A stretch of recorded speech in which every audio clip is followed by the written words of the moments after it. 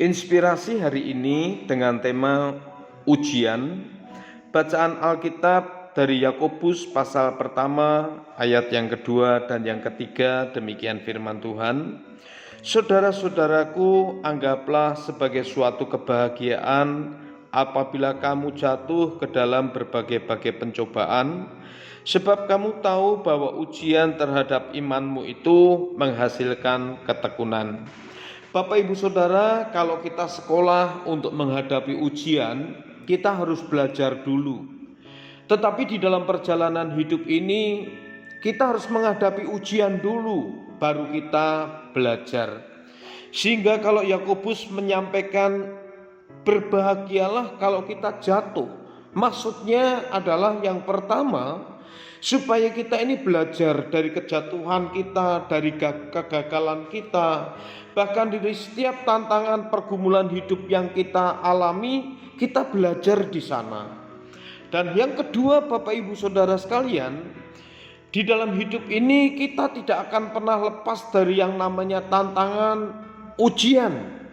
Karena melalui tantangan dan ujian itulah kita ini dinyatakan lulus untuk naik tingkat atau tidak.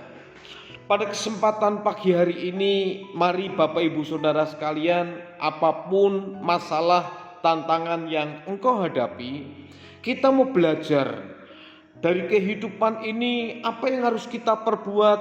Khususnya kita sadar bahwa semua yang kita alami, yang terjadi dalam hidup ini adalah untuk menguji keimanan kita.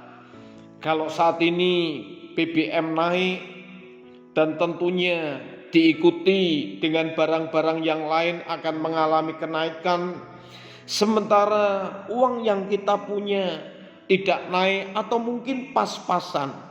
Mari jangan kita kecewa, jangan kita kehilangan pengharapan, jangan kita ngomel, tetapi mari justru kita mau belajar. Untuk apa? Belajar berserah kepada Tuhan. Ujian iman itulah yang Tuhan ingin supaya iman kita ini semakin bertumbuh. Kalau minggu yang lalu kita mendengar tentang iman sebesar biji sesawi, bukan berarti iman itu kecil, tetap kecil saja.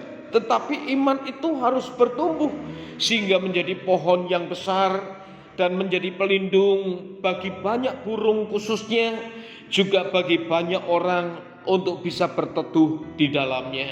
Pagi hari ini Bapak Ibu Saudara sekalian, mari segala sesuatu yang kita alami di dalam hidup ini, mari kita mau belajar.